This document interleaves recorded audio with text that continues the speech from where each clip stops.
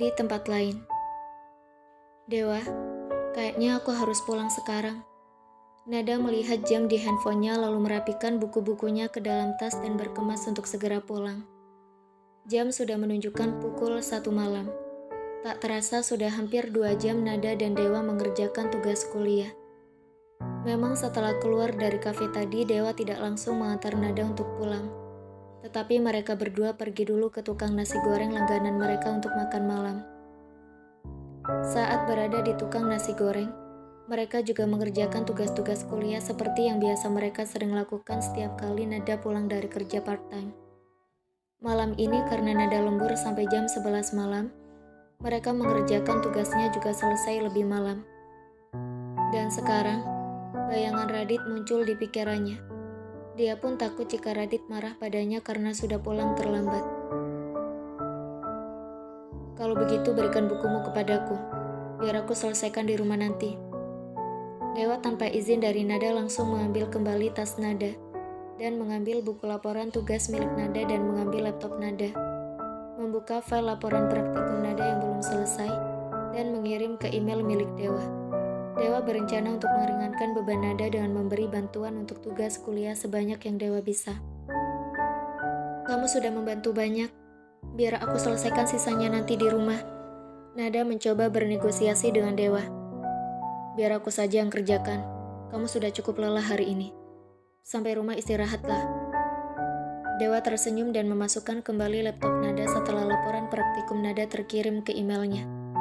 Nada pun tidak bisa menolak lagi dan mengikuti kemauan Dewa.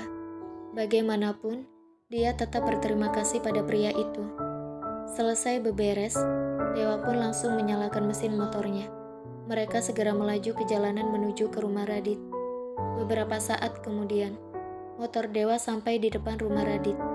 Nada langsung turun dari motor, lalu melambaikan tangan kepada Dewa sambil tersenyum sebelum masuk ke rumah. Setelah memastikan Nada sampai di rumah dengan aman, Dewa pun kembali menyalakan mesin motornya dan melaju meninggalkan rumah Radit. Sementara di dalam rumah, Nada tampak celingak-celinguk sambil menutup pintu ruang tamu pelan. Suasana di dalam rumah Radit sudah gelap, menandakan bahwa semua penghuni rumah sudah tidur. Lalu Nada berjalan perlahan menuju ke kamarnya. Untunglah mereka semua sudah pada tidur. Lagian siapa juga yang mau bangun di jam 1:30 malam seperti ini? Hahaha. Nada, habislah kamu besok. Mereka berdua pasti akan menerjangmu bagaikan harimau kelaparan. Habis mau bagaimana lagi? Hari ini aku harus lembur di kafe. Belum lagi aku harus mengerjakan tugas-tugasku. Dewa juga sepertinya sengaja mengendari motornya sangat pelan tadi. Bodoh amat. Kalau mereka berdua besok akan marah kepadaku, aku akan menerimanya dengan lapang dada.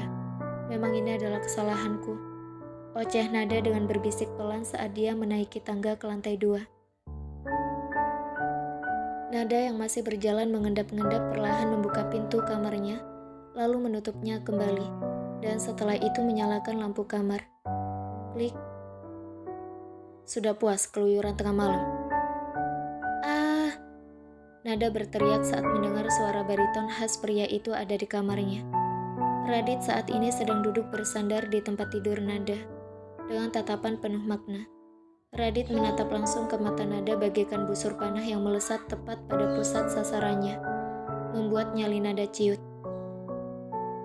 Maafkan aku pulang terlambat. Sebelum pulang tadi, aku mengerjakan tugas dulu sambil makan di tukang nasi goreng. Jawab Nada jujur sambil menunduk. Bahkan sebelum Radit bertanya kepada Nada. Sudah jelas aku katakan tadi di kafe. Habis bekerja jangan mampir kemana-mana dulu. Dan langsung pulang ke rumah. Radit akhirnya berbicara dan berdiri mendekat ke arah Nada, hingga mereka berdiri berhadapan dengan jarak kurang dari 1 meter. Maafkan aku. Nada menunduk tak berani menatap ke arah wajah Radit. Kamu tahu siapa aku?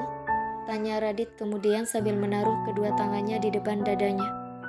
Nada mengangguk. Tuan Raditya Abimanyu Prayoga. Jawab Nada menyebutkan nama Radit. Aku tahu kalau kamu sudah hafal namaku sejak kita bertemu pertama kali.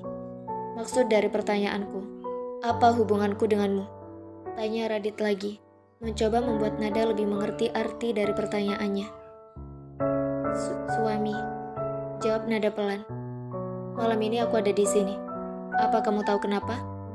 Apa kamu tahu juga kesalahanmu hari ini? Radit kembali berbicara kepada Nada. Nada mengangguk. Katakan. Radit diam dan menunggu Nada menjawabnya. Agak lama, hingga akhirnya Nada membuka suara. Aku pulang larut malam. Kesalahan lainnya? Tidak langsung pulang ke rumah. Kesalahan lainnya? Aku tidak tahu kesalahan yang lainnya. Jawab Nada jujur. Kamu pulang dengan siapa? Dengan temanku. Jawab Nada sangat ketakutan dan suaranya pun bergetar. Teman? Radit mengerutkan keningnya. Tatapan matanya semakin tajam dan menggelap. Nada mengangguk pelan dan meremas kedua tangannya karena cemas. Melihat sikap Nada yang tampak gelisah sambil meremas kedua tangannya itu, membuat Radit tahu jika Nada sedang berbohong kepadanya. Selama tinggal bersama dengan Nada, dia memang sudah beberapa kali melihat kebiasaan ini dari Nada. Saat wanita itu sedang panik, ketakutan ataupun cemas.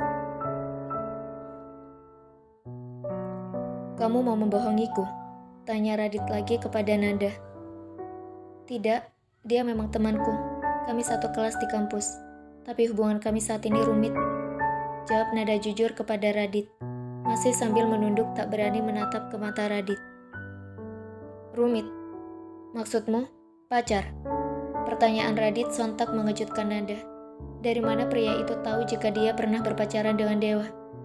Nada pun buru-buru menjelaskan. Bukan, dia bukan pacarku. Kami sudah putus. Radit tidak langsung menanggapi. Dia masih menatap Nada dengan pandangan yang dalam. Dia mengetahui hubungan kita? Tanya Radit menyelidik. Nada mengangguk. Kamu menceritakan semuanya? Tanya Radit lagi.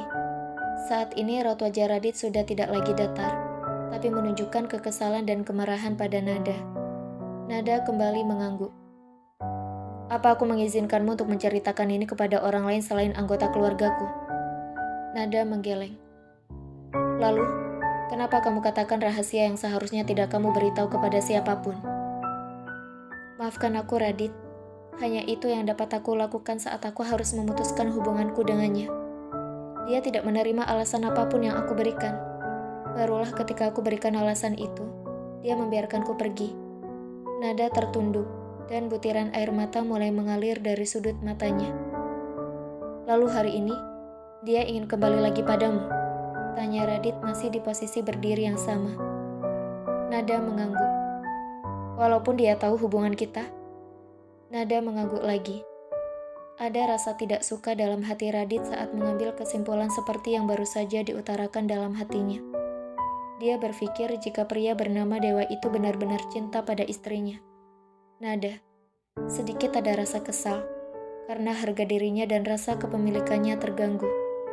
Lalu tiba-tiba saja, Radit melangkahkan kakinya berjalan perlahan ke arah Nada.